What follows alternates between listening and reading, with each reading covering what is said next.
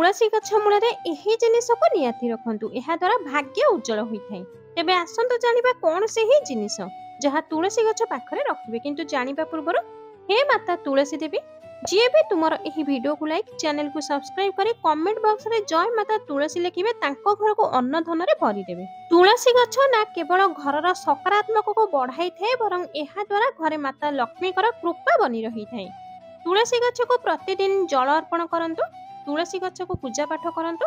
एहा सहित एही शुभ वस्तु भी तुलसी गछ पाखरे रखिबा द्वारा घर वास्तु और परिवार रे एहा अत्यंत जरूरी होइथाय। आउ सेही शुभ जिनिसटी को तुलसी पाखरे रखिबा द्वारा व्यक्ति तांको जीवन रे धन सुख स्वास्थ्य और सफलता प्राप्त करि परिबे। तेबे चलंतु डेरी न करी जानिबा तुलसी गछ पाखरे केउ जिनिस रखिबा शुभ होइथाय। तुलसी पाखरे शालग्राम रखंतु काहेकि ना शालग्राम को भगवान विष्णुଙ୍କର प्रतीक मना जाए। आ तुलसी गछ पाखरे शालग्राम रखिबा द्वारा घरे पॉजिटिव ऊर्जार प्रभाव पड़िଥାଏ। तुलसी गछ पाखरे हळदी रखंतु। हळदीर व्यवहार वास्तु और धर्मशास्त्र रे अत्यंत शुभ मना जाए। तुलसी गछ मूल कंचा क्षीर अर्पण करंतु। तुलसी गछ रे कंचा क्षीर अर्पण करिबा द्वारा तुलसी गछ एवं आपणकर घर ए दुईटी जाक पवित्र होई जाइଥାଏ।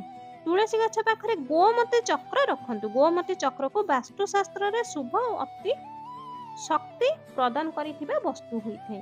तुलसी गछ पाखरे गोमती चक्र रखिबा द्वारा घरे धन सुख सौभाग्य आसी थाए।